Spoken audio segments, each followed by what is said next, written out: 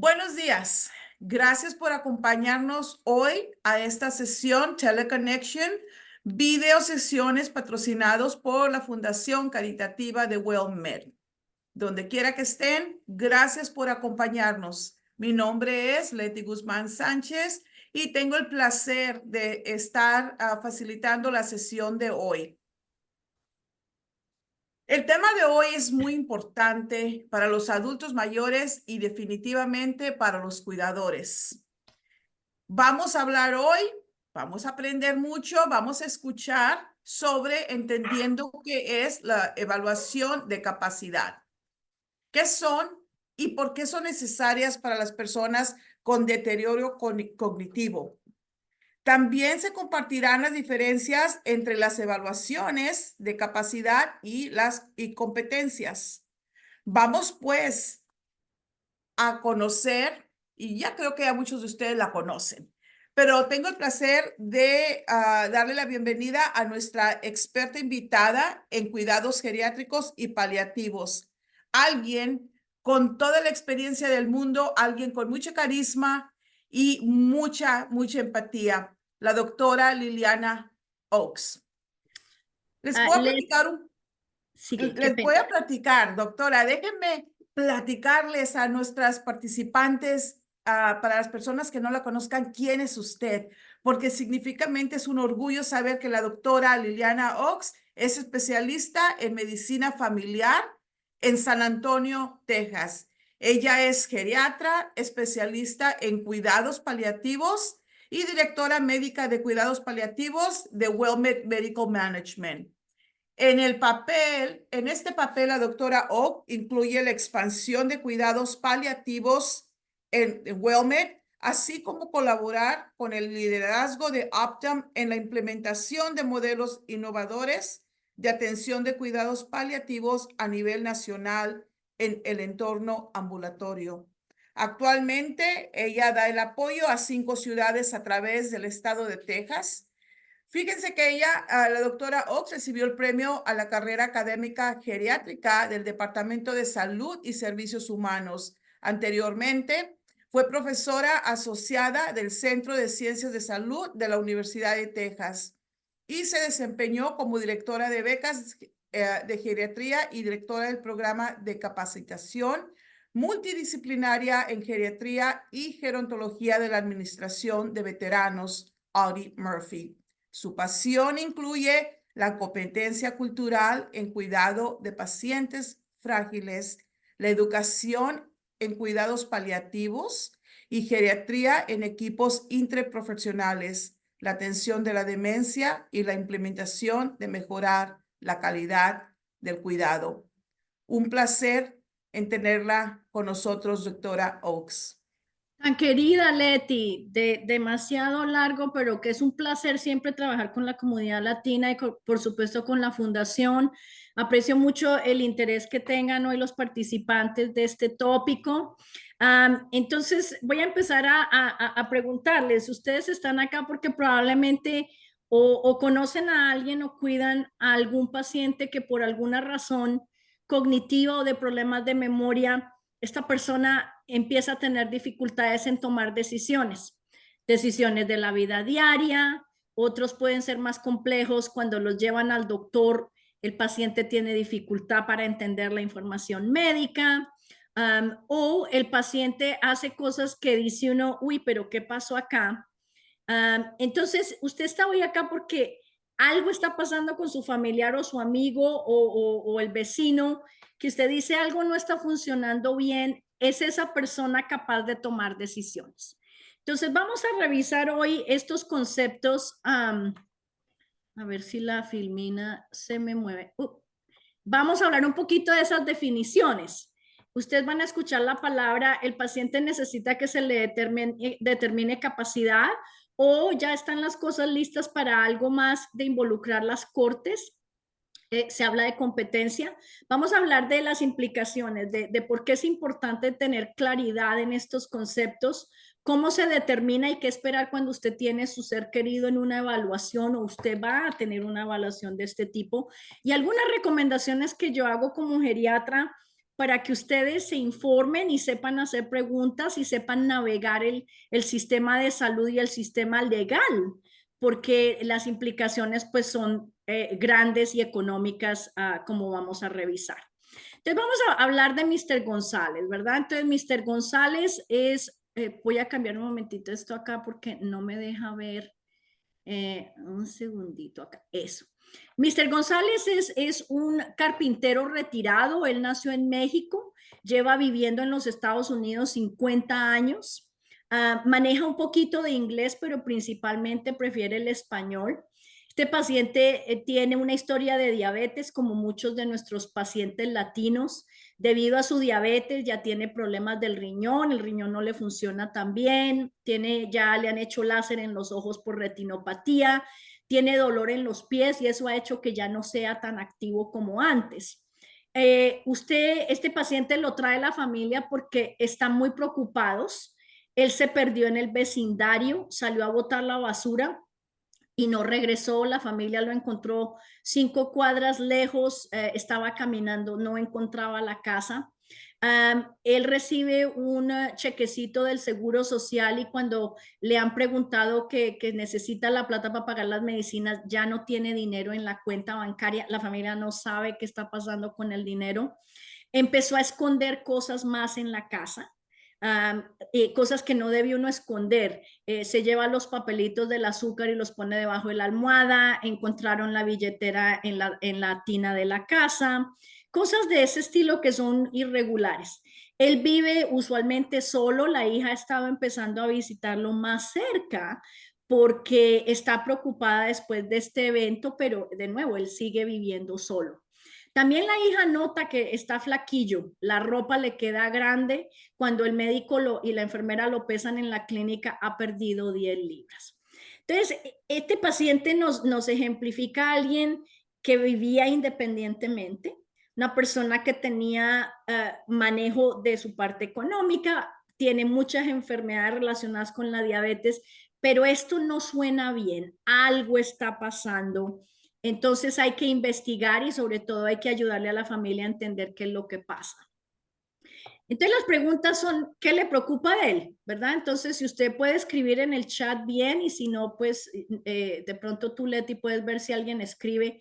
¿Qué le preocupa de él? Pensemos en un momentico y si pueden escribirlo bien, si no, pues yo sé que no todos tienen acceso al chat. ¿Alguien puso algo, Leti, que tú puedas ver ahí? También puede contestar qué sería importante hablar con la familia y qué medidas se deben tomar. Voy a esperar un minutico mientras ustedes escriben ahí. Todavía no hay una pregunta, pero Bueno, de acuerdo a lo que usted está diciendo, a él, de mi punto de vista, yo creo que a él le preocuparía quizás, a lo mejor tener miedo de no saber lo que le está pasando. exacto, muy bien, Me, exacto. me Entonces, suena, me suena que a él le preocuparía quizás qué me está pasando, el no saber qué le está pasando, y a lo mejor también hasta tener miedo de no estar activo por el problema de los pies y todo eso, ¿no? exacto. Entonces, muy bien, Leti. ¿Cuál es el impacto emocional de alguien que estuvo antes independiente y ahora está perdiendo su independencia? Todo ese aspecto es muy importante y la familia súper preocupada, ¿verdad? ¿Qué más te preocupa? ¿Qué piensas de lo del dinero, Leti? Bueno, creo que el dinero de por sí es una cantidad no muy grande mensualmente la que tiene, pero también alguien puede estar tomando ventaja de él, de quizás por más pequeña que sea la cantidad, pero esto se presta para que tomen ventaja de él, se presta para que él no sepa si está dando un billete de $10 o quizás uno. Pero la finalidad de esto es de que él se puede quedar sin dinero para sus Sus gastos más medicinas. indispensables, por supuesto. Exacto, exacto. Entonces, perfecto todas esas respuestas. Hay que pensar en el impacto emocional, para también el impacto económico. generar preguntas como, ¿es alguien que está explotando a este paciente o él está ya más confundido y saca el dinero y puede ser que lo esconda, ¿verdad? Yo lo he visto los dos, donde hay un familiar que sabe que el paciente está más comprometido cognitivamente y empiezan a llevarlo al cajero a sacar dinero, o el paciente saca el dinero y lo esconde en distintos lugares y luego no recuerda dónde lo pone, right? Entonces hay que empezar a averiguar lo que genera esto, esos muy buenos puntos y preguntas que Leti dices. Es una situación peligrosa porque, pues, si la hija no tiene tantos recursos, él pagaba sus medicinas y pagaba los biles de la electricidad, todas las cosas de su casita, y ahora no las va, él se puede quedar sin electricidad, ¿cómo va a comprar la comida? O sea, hay un impacto en la parte emocional, en la parte doméstica, en la parte social, cuando uno no sabe dónde está la parte cognitiva y el impacto que tiene esto. Excelente la Y, discusión. A ver. y doctora, si me permite también, él vive solo y la hija lo visita, no sé si pudiera ser cada semana, esporádicamente, pero la preocupación para la familia, para esta hija, me imagino yo que es qué está pasando con mi papá y también quizás, ¿y qué va a pasar? ¿Cómo voy a manejar todo esto? Quizás. Exacto. Entonces, el punto tú lo hablas, que es lo que vamos a seguir en el caso. Ella venía 2 veces por semana, encuentra que como no, él perdía la plata y la está escondiendo, nadie lo estaba robando, pero la estaba escondiendo. Y lo mismo que tú decías, estaba yendo a la farmacia y dejaba plata, le regala plata a la gente alrededor, no está comiendo, por eso perdió peso, se le olvida que no comió, la nevera estaba vacía, había comida picha en el refrigerador. Entonces, de nuevo, esto le cambia a la familia, ¿verdad? ¿Qué va a pasar con él? Hay que planearse. Ya no va a poder estar solo, ella va a tener que estar mal involucrada. Entonces, hay cantidades de cosas que son elementos que nos indican que su cerebro, su parte cognitiva, pues no está funcionando y va a requerir que su familia empiece a complementar, a suplementar las actividades de la vida diaria y ayudarlo para que él no termine o perdido o que se muera por falta de comida. Entonces vamos a hablar un poquito de lo que se hace en la clínica y cómo se le ayuda a la familia. Entonces, el primer concepto es, hay que determinar si este señor tiene la habilidad, las facultades mentales para tomar decisiones médicas. Entonces, hay capacidad, la capacidad se refiere a esa autonomía, a la habilidad que tiene una persona para expresar en cada caso una decisión y entender las implicaciones de las decisiones usando sus facultades cognitivas. Entonces, es la habilidad que tiene un ser humano de entender la información, elaborar una evaluación en la mente y tomar una decisión. Entonces, por ejemplo, él está mostrando casos donde no está entendiendo que el dinero se usa y que hay que manejarlo bien para poner los gastos, para comprar comida.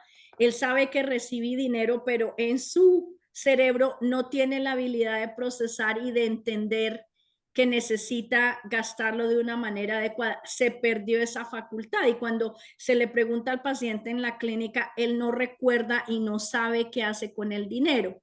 De hecho, él dice que de pronto alguien se lo quita, pero realmente cuando la familia regresa y busca en la casa, encuentra que él tiene parte escondido y parte los vecinos cuando hablan con él va y regala el dinero. Entonces, esa facultad que hacía de tener la habilidad de entender información, procesarla y tomar una decisión está perdida.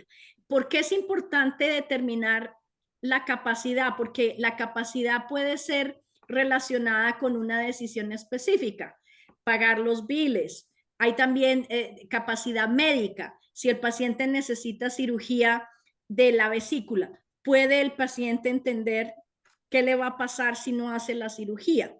Entonces, la capacidad que nosotros los médicos usualmente evaluamos puede tener dos elementos: capacidad en el término médico.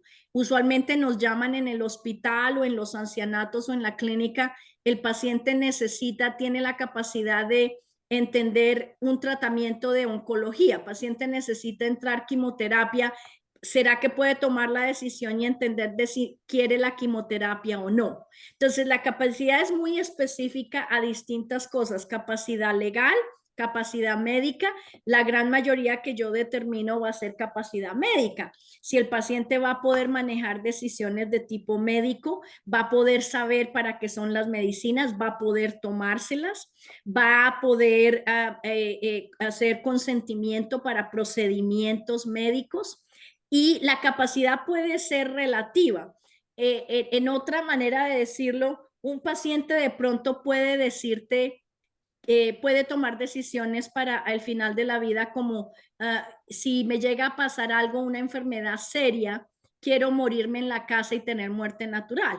Pero si tú le vas a decir al paciente, usted necesita, diga usted, un bypass coronario donde le cambian las arterias del corazón, ese paciente de pronto no puede tomar la decisión para porque es mucho más compleja para ese tipo de decisión. Entonces uno puede, pacientes con demencia pueden decidir qué quieren comer, quién los cuida, si prefieren vivir en la casa, pero un paciente con una demencia avanzada de pronto no te va a poder entender todo el proceso si requiere una cirugía más compleja, un procedimiento más complejo. Entonces vamos a hablar más adelante cómo apoyamos al paciente con demencia para tomar esa decisión. Entonces la capacidad es un concepto donde el médico determina la capacidad en la parte médica. La competencia es un concepto legal. Entonces, cuando un paciente tiene una demencia muy avanzada y los médicos determinamos que ha perdido las facultades para tomar decisiones de carácter médico y de carácter legal, usualmente eso se puede llevar a las cortes, donde en la corte el juez mira la información médica, mira todos los récords médicos, las dificultades que el paciente tiene, y el paciente legalmente, la corte dice, con base en la evaluación del médico, el paciente pierde su capacidad de tomar decisiones. Usualmente en muy pocos casos hay necesidad de llevarlos a las cortes. ¿Cómo se llevan casos a las cortes? Hemos ido a las casas donde hay un paciente, estos son casos verídicos de mí, yo hago trabajo en la casa, tengo mis equipos en todo Texas, donde vamos a las casas, tenemos más de 1,500 pacientes en las casas en el estado de Texas y la Florida. Y hemos llegado a la casa y encontramos un adulto mayor que tiene gatos, perros, hay popó en el piso, no tienen comida, se ven caquéticos, animales muertos en la casa. Ese paciente se llama el estado. El médico hace la determinación del que el paciente no puede vivir y no puede tomar decisiones médicas ni financieras. Se hace la evaluación, el estado bien, el paciente se remueve, se va a la corte urgentemente y se estabiliza de que el paciente ha perdido sus facultades de tomar decisiones. Entonces empieza el proceso del guardianship, de tener un guardián que el Estado usualmente, si el paciente no tiene familia, puede decir que represente al paciente. De nuevo, estoy contándoles el caso extremo donde usted ve a un individuo que ya no tiene las facultades mentales y vive en condiciones donde no puede proveer para sí mismo sus necesidades básicas.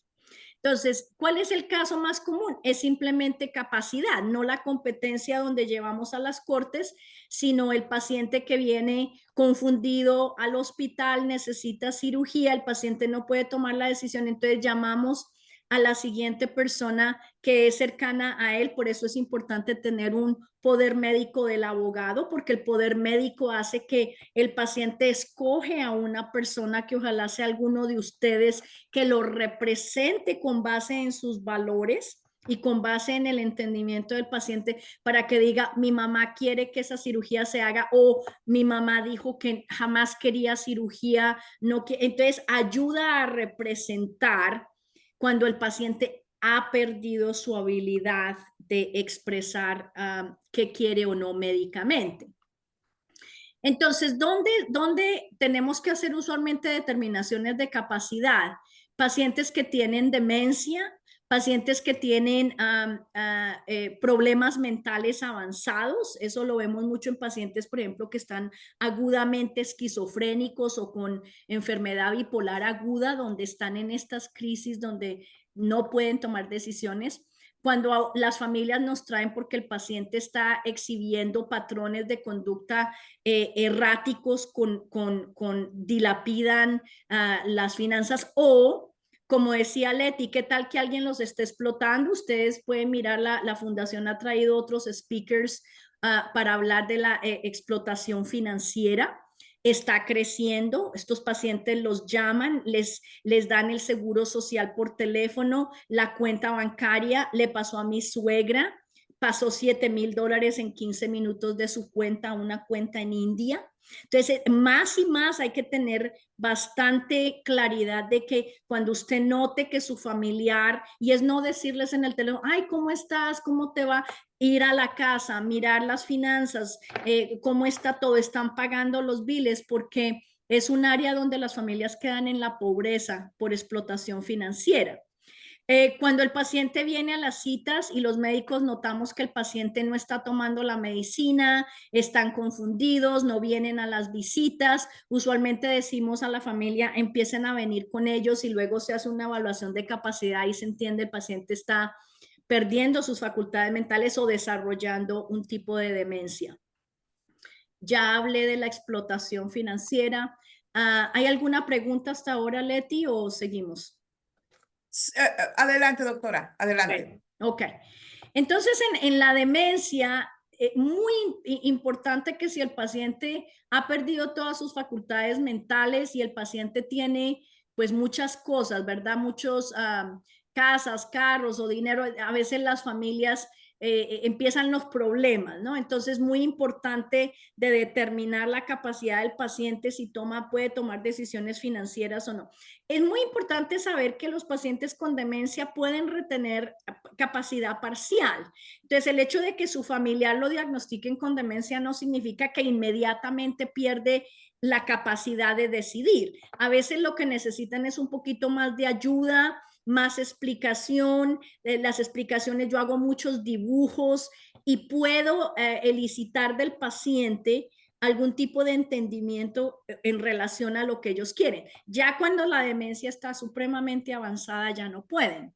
Pero no quiero que digan, mi mamá la diagnosticaron ayer con demencia, ya no puede tomar decisión. No, es como les digo yo, es decisiones con base a cuál es el reto o cuál es la decisión que se tome de tomar. Si ya una persona está totalmente comprometida y las familias pueden generar el proceso de los guardianes, pues eso es costoso. Catholic Charities ofrece asesoría legal en casos de estos. Hay abogados que la fundación puede darles a ustedes que trabajan especializados con adultos mayores, pero no todo el mundo necesita ese proceso legal. A veces solamente el médico necesitamos escribir la carta después de la evaluación diciendo esta persona ya no puede tomar decisiones legales o de salud, y ustedes pueden llevar este documento a los bancos para que bloqueen, lo pongan a usted en la cuenta y bloqueen o pongan alertas de que si el paciente saca más de cierta cantidad,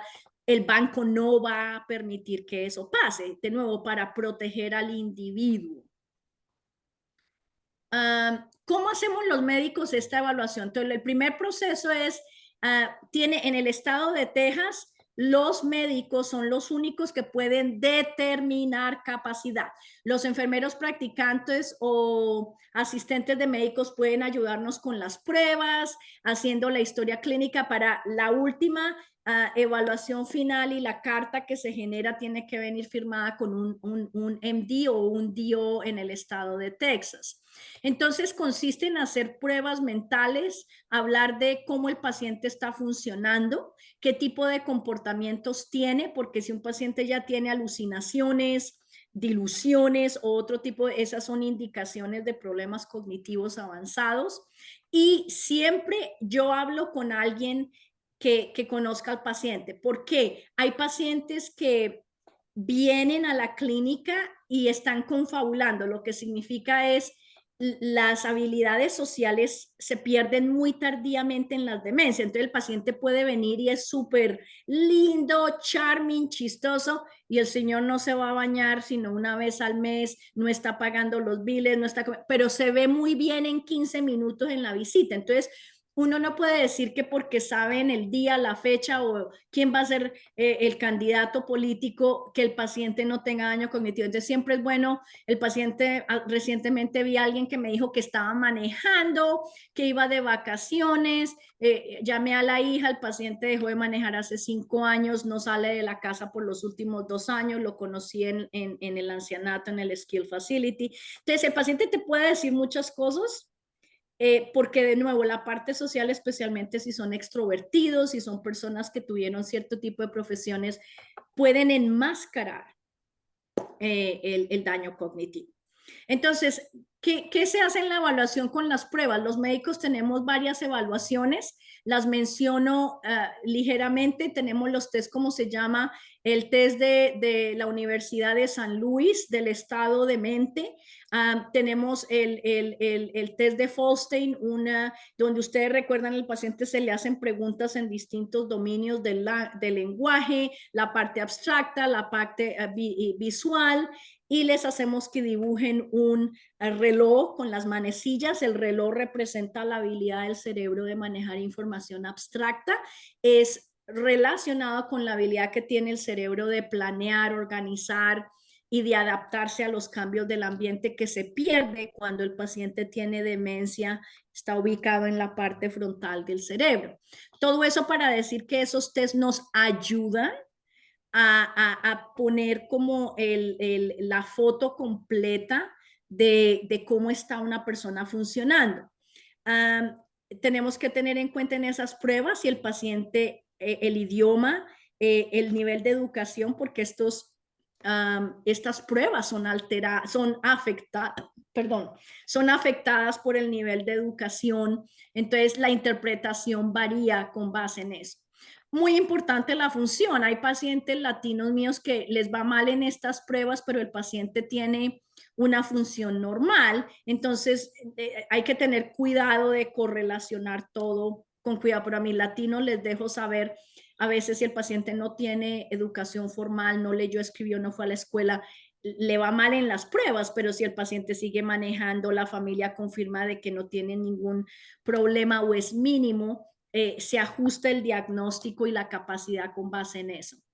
Nosotros hacemos otro test que se llama el Exit 50, que correlaciona con el nivel avanzado de problemas de funcionamiento. De nuevo, son cosas que los médicos hacemos. Otras pruebas que hacemos es estar seguro que el paciente no esté deprimido. Sabemos que si el paciente está deprimido, la parte cognitiva se daña.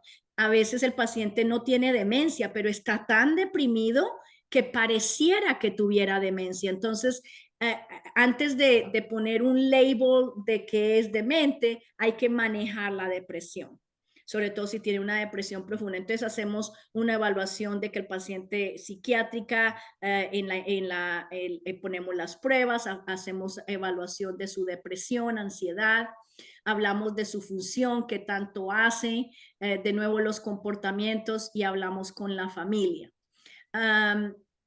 Tratamos de que la evaluación se haga con idioma. Yo, como hablo español, a veces me mandan en WellMed en San Antonio pacientes para hacer esa evaluación en la clínica. Hablamos de todo lo que acabo de decir: valores culturales, educación, estar seguro de que, como estos test requieren que el cerebro esté en el mejor estado posible para hacer un diagnóstico claro. Si el paciente tiene gafas, que se las ponga. Si está sordo, usar un amplificador o sus audífonos. Entonces, lo más importante es eso, que usted de familiar, cuando lo lleve al doctor, si le van a determinar capacidad, que ese día haya tomado sus medicinas, que no tenga dolor, tráigale sus gafas, que esté hidratado. ¿Por qué? Porque usted quiere darle mejor chance al cerebro para hacer estas pruebas que los médicos les vamos a hacer.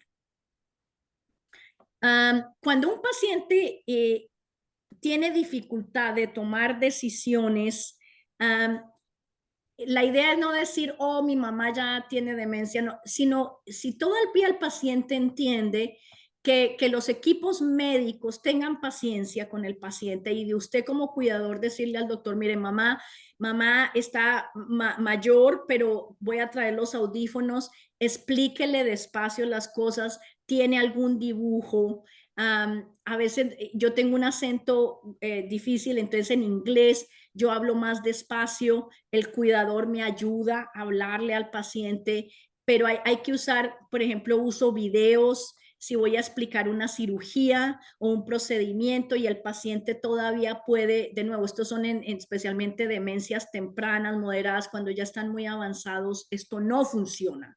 Ya la familia tiene que ser la que nos ayuda a pensar en los valores del paciente, traer la voz del paciente. Mi mamá le gustaba esto, no le gustaba esto, pero si todavía pueden interactuar, es bueno de nuevo honrar su presencia y permitirles con videos, ejemplos, no explicar cosas complejas y a la carrera, sino con cuidado, involucrar mucho a la familia en las visitas médicas y sobre todo en demencias tempranas donde ya la parte financiera, como en el caso que les presenté, empieza a ser un problema de invitar a las familias a que organicen la parte financiera rápidamente, ¿no? Y alternativas para proteger todo. Bueno, les he dado mucha información. ¿Qué preguntas hay? ¿Qué comentarios hay? Y en los siguientes 15 minutos podemos hablar un poquito más de ejemplos o preguntas que tengan nuestros cuidadores hoy. Claro que sí. Doctora, pregunta, ¿cuándo es el tiempo apropiado para empezar todos estos trámites sin quitar, Entonces, sigan. sin quitarle la independencia al ser querido? Nosotros en cuidado paliativo decimos, por ejemplo, toda persona de 18 años en adelante debe pensar en quién puede tomar decisiones por ellos si no pueden. Entonces, las directivas avanzadas deben ser desde que uno está joven. COVID nos enseñó eso. En COVID, la gente joven, la gente vieja se enferma. ¿Qué quería esa persona? Oh, no sabemos. Entonces, todas las personas, para directivas avanzadas, desde que son muy jóvenes, saber quién me va a representar, ¿verdad? Y que uno tenga claridad de qué quiere y no quiere. Por supuesto, usted está joven, hombre, pues va a querer que se hagan todas las intervenciones posibles. Cuando ya te haces mayor, si el paciente, yo digo, por encima de 80 años, 75 años, la demencia está tan prevalente que yo le digo a todas las familias, hay que decirle a los doctores que empiecen a evaluar por daño cognitivo alrededor de los 75 años. Para la edad de 85, el 50% de nuestros adultos mayores van a tener un tipo de demencia, la más común es Alzheimer's. Entonces, las familias tienen que poner atención y empezar a mirar, está mamá comiendo, así ellos vivan independientes, se está perdiendo, está más confundido. Cualquier cosa que indique en el área social un déficit, porque es lo primero que empieza a dañarse. ¿Cómo enseño yo esto? Entonces pónganme en harta atención. Lo primero que un ser humano aprende a hacer es su habilidad de tragar y llorar para suplir sus necesidades. Lo que un bebé hace, el bebé llora porque tiene que comer y traga, luego el bebé crece, se vuelve continente alrededor de los 3 años, luego va a la escuela, luego crece, tiene una profesión, se casa, va a Eagle Pass al casino, pasea, viaja, cuida. ¿Qué es lo primero que se daña? Es el área social de afuera. Empiezan a gastar mucha plata en el casino, ya no viajan tanto porque se perdieron, ya no van a jugar bingo, luego ya empiezan a tener dificultad en la casa, ya no pueden hacer las partes domésticas, luego empiezan a tener problemas con la incontinencia. Lo último que pierde un paciente es su habilidad de tragar, que es lo primero que aprende un ser humano a tener. Entonces, cuando usted tiene un familiar y empieza a notar pequeñas deficiencias en el área social, sus hobbies, ya no está igual de aguzado, como dice el mexicano, empieza a no acordarse de las cosas, no diga, está viejito, no, algo está anormal, la demencia es una enfermedad, es un daño orgánico, entonces no debe, ese es el problema con nosotros los latinos, es que a veces traen al paciente muy tarde cuando el paciente ya tiene alucinaciones, diluciones, ya el paciente está en 3 a 5 años de la enfermedad y sabemos que los tratamientos que ayudan a disminuir funcionan mejor en la etapa temprana. Entonces, tu pregunta, Leti, es ¿cuándo? Cuando usted empiece a notar cambios en la función, cambios en el área social, esos son cambios en el dinero, comportamientos inusuales de patrones que la persona dice, oiga, pero mi mamá, ¿de dónde sacó eso? O de dónde salió esa persona con ese comportamiento. Tómenlo en serio, obsérvenlo y tráigala la atención a los equipos médicos para que empiece uno a evaluar y pueda pues apoyar al paciente para que viva lo más independiente que se pueda. O sea, lo que uno quiere es no remover a este adulto mayor. Entonces, en el caso de este paciente, lo que se hizo fue educamos la hija. Gracias por acordarme porque se me había olvidado cerrar el caso. Hicimos todo lo que debemos hacer. Le explicamos a la hija, se le hizo un diagnóstico formal de que el paciente ya tenía una demencia mixta, Alzheimer's y vascular debido a la diabetes con los problemas del riñón. El paciente no se estaba tomando la medicina, le pusimos un pastillero, la hija empezamos a traer Meals on Wheels, la fundación se le ofreció a la hija para que trabajara con ella como cuidadora, tomara el curso del cuidador con demencia y empezamos a hablar de directivas avanzadas, se le hizo poder médico del abogado donde él decidió su hija, lo iba a representar, la esposa murió en el hospital muy enferma, él no quería el hospital, entonces dijo, tenía la capacidad de decir, tráteme lo que me puedan tratar, pero cuando el tiempo quiera, él no quería máquinas, no quería resucitación, le hicimos un documento que se llama no resucitar fuera del hospital. La parte financiera, ella se le escribió una carta que el paciente tenía Alzheimer's y que necesitaba ayuda con la parte financiera, la llevó al banco, ella ya empezó a manejar el dinero de su papá, empezó a organizar ya para el futuro todas las cosas, pagos automáticos desde el banco de ella para que el papá no tenga que lidiar con eso y no le quiten la electricidad. Y se le dio recurso para el trabajador social y logró tener un provider con el Estado, aplicó al Medicaid, como tenía tan poquito dinero, calificaba y empezó a ir una señora todos los días, 3, 4 horitas a cocinarle, a estar segura que esté ahí. Eventualmente el paciente empeoró, la hija se lo llevó a la casa y eventualmente murió en la casa con servicios de hospicio en la casa cuando su demencia pues se aceleró. Creo que duró como 3 o 4 años más y luego ya pues empeoró más, pero murió en la casa con su hija y bien cuidado. Esa es la historia de este caso. Pero a partir de empezar, o sea, de que empezaron a notar todos estos cambios, todo en esa transición fue bastante el apoyo que se le da a la familia y al paciente.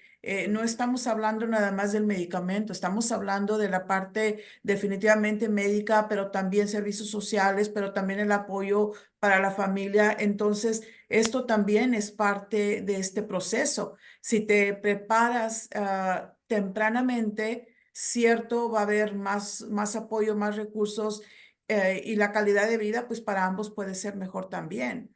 Absolutamente. Sí, para la hija estaba perdida, porque en nuestra cultura a veces uno dice, uy, el paciente está loco, se enloqueció, y eso es un mito en la comunidad latina. El paciente tenía una enfermedad orgánica, tenía problemas vasculares y de Alzheimer. Entonces la hija, el hecho de que, como dices tú, Leti, se le apoya, se educa, se le dieron recursos de Alzheimer's Association, se hacen directivas avanzadas, se le explica la enfermedad, la progresión, qué esperar. Él no quería irse de su casa, él no quería irse con la hija. Tomó un tiempo antes de irse, pero el Estado pudo ayudarla, como dices tú, el trabajador social. Entonces, necesitas todo un equipo y comunidad y recursos para que sea una historia exitosa. Es una enfermedad terrible, pero pudo haber sido peor, que el viejito lo Claro. encuentren con una cadera rota y totalmente demasiado por no comer. y muera en el hospital en una unidad de cuidado intensivo porque nadie sabe nada y la familia se siente culpable. O sea, la trayectoria pudo haber sido diferente. Entonces, la Por idea es supuesto. que con el AURID del Alzheimer's Association hay mucha más conocimiento, la gente está más involucrada, aprendiendo más. Por esto estos cuidadores hoy llamando acá es porque tienen interés, ustedes se convierten en educadores de otros cuidadores porque ya aprenden cosas más de estas charlas.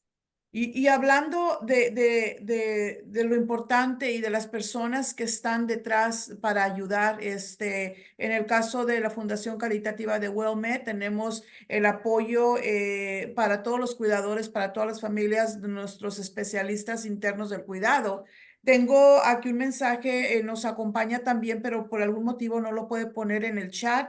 Pero tengo aquí una pregunta de nuestra especialista de cuidado, May Bryan, que pregunta ella si hay un diagnóstico de demencia en inicio temprano y aún puede tomar decisiones, am, aún pueden preparar documentos legales el paciente después de un Correcto, diagnóstico. sí. Y claro que sí. Entonces, si está en etapa temprana, por eso se quiere hacer lo más temprano posible, porque la persona todavía puede tomar esas decisiones. El problema es que, y es caso por caso, hay familias donde, especialmente es cuando las familias tienen mucho dinero y se pelean. He estado involucrada en dos casos donde un familiar viene y le hace que el paciente cambie porque los influencian y los presionan. Entonces ahí es donde las familias también tienen abogados y van a las cortes. Muy raro, pero lo he visto. Me tocó testificar en un caso donde el paciente lo presionaron para que lo cambiara, ¿verdad? Entonces hay excepciones, pero en general médicamente lo que queremos es que el paciente participa lo que más se pueda en esos documentos legales, así tenga demencia y si es temprana, rapidito hacerlo. Yo tengo muchos pacientes que eso es lo que hacemos. El paciente usualmente te dice, quién quiere o no, porque y a veces no es la persona que los cuida, el paciente pronto quiere a un hijo que es educado o alguien más, hay que preguntar y hay que ayudarlos a entender. Ahora, alguien me dijo, tenía demencia que quería al hijo que vivía en Iceland porque el muchacho era educado, pero la hija es la que hace todo, entonces me tocó explicarle, mire, podemos poner a su hijo, pero no de primeras. Su Claro. hijo no contesta y el paciente me entendió y me dijo, tiene razón y lo cambiamos. O sea, es como usted explica las cosas, pero el paciente en Texas, por ejemplo, hasta que las cortes no determinen que el paciente tenga competencia, el paciente demente puede tomar decisiones así sean no concordante como uno quiere. Les explico. El Claro, doctora. paciente vive en circunstancias, viven solos, no tienen ayuda, no quieren que nadie venga a la casa. Yo voy a la casa con mis enfermeras, pero ellos no quieren moverse de ahí. He tenido gente de 100 años con demencias tempranas.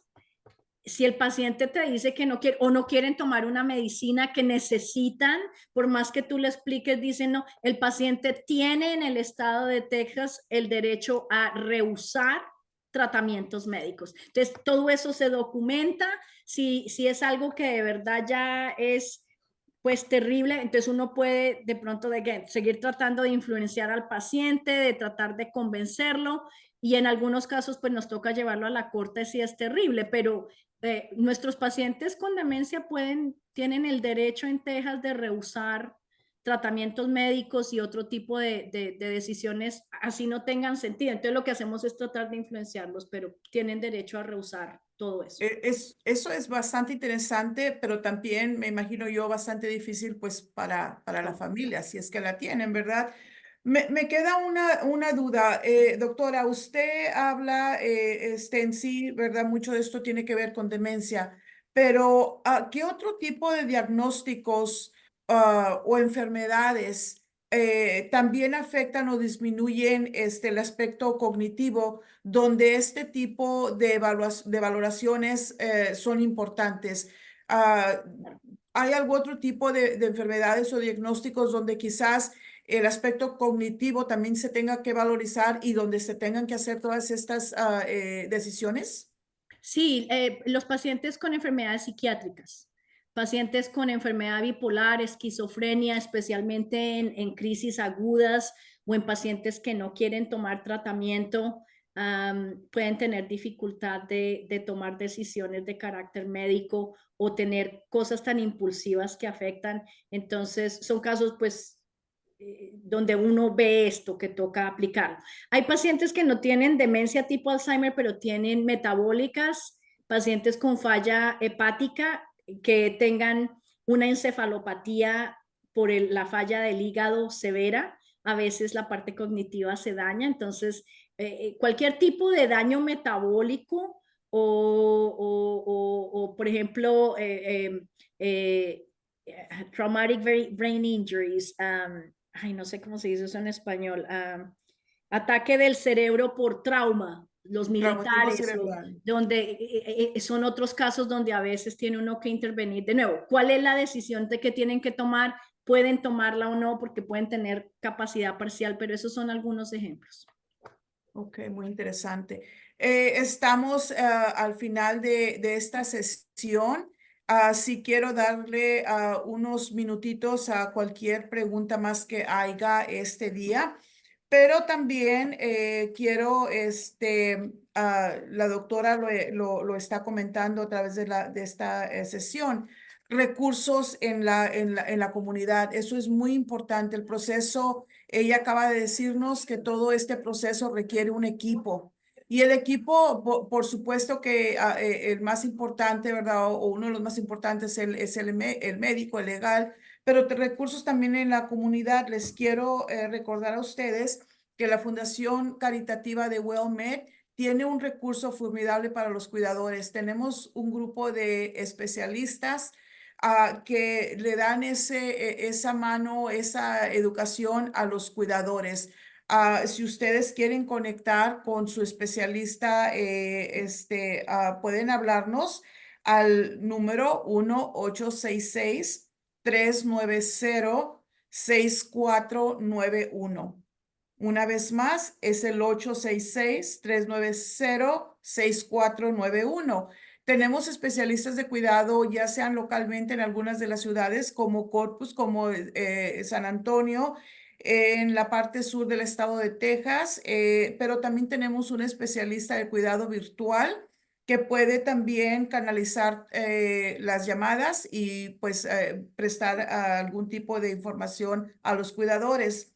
También les quiero recordar que aquí estamos a escasas semanas de llevar a cabo nuestras conferencias anuales que tenemos por la parte de la Fundación Caritativa, y estas conferencias de educación son para los cuidadores para que pues sí aprendan más. Tenemos una a través, van a ser por computadora, pueden accesar por computadora, pero también los tenemos locales. Yo les recuerdo que el día 19 de noviembre tenemos nuestra conferencia en español y tenemos al doctor Mario Siervo y a la doctora Elena Riojas Clark, que van a ser nuestros ponentes de la conferencia en español. Y tenemos también la conferencia en inglés el día 14 de noviembre y tenemos a la autora Annette Wick y al autor Dave Iverson que van a hablar también, van a ser los ponentes en las conferencias en inglés. Entonces, si les interesa acompañarnos, son virtuales. En algunos lugares van a ser locales, pero si están interesados en acompañarnos virtualmente, yo les pido que por favor nos manden un correo electrónico. Minerva está presente, así es que no sé si Minerva, si quieres poner la página web para que si hay preguntas para que se inscriban también. Y lo último es que en el mes de noviembre seguimos con estas telesesiones en el mes de noviembre y definitivamente terminamos el año en diciembre con algunas presentaciones aquí en Teleconnection muy importante para los cuidadores. Así es de que si ustedes quieren seguir aprendiendo, compartiendo, y buscando las herramientas para ser mejores cuidadores, les pedimos que busquen las sesiones Teleconnections, se registren, nos acompañen y ayúdenos también a promoverlas con más cuidadores en sus comunidades. Por último, le quiero pedir a la doctora, pues que nos deje con quizás su recomendación del día. Después de esta presentación, doctora, recuérdenos por qué es tan importante que los cuidadores tomen ventaja de todas estas valorizaciones, que hablen con sus médicos y que tomen las decisiones que se tienen que tomar sin miedo, porque desgraciadamente estas enfermedades se desarrollan y pues es mejor tener estas herramientas. ¿Cuál sería su mensaje final, doctora? No, pues tú lo has dicho, Leti, a seguir atendiendo. Hay tanto recurso en este país. La fundación hace unos esfuerzos maravillosos y recordarle a los que están atendiendo, ahí está en el chat la invitación del simposio. Son simposios increíbles donde van a conocer otros cuidadores, cantidad de personas que tienen grupos, asociaciones que vienen. Yo he participado como speaker 2 o 3 veces y siempre me admiro de la camaradería, del esfuerzo que hay. Estas jornadas cuidando a los familiares son tan duras que el cuidador no lo puede hacer solo. Entonces, si usted busca quién le ayude, quién le puede cuidar a su familiar, algunos se traen hasta el familiar en el simposio si son calmaditos. Hágalo, conéctese, no esté solo. Ese es el mejor mensaje, es cuídese a usted mismo, dese compasión, pero no haga esto solo. La fundación le puede ayudar a conectarse para que usted tenga, no solo cuide, sino también disfrute a su familiar, tenga memorias lindas, pero que no lo haga solo. Y mil gracias por la invitación, como siempre. Muchas gracias a todas las personas que nos acompañan, a quienes están mirando esta sesión. Acompáñenos en sesiones futuras y seguramente la doctora regresará prontamente para que nos hable más de estos temas tan importantes para ustedes, cuidadores. Por mi parte, gracias por acompañarnos y nos vemos pronto. Muchas gracias. Adiós, bye bye.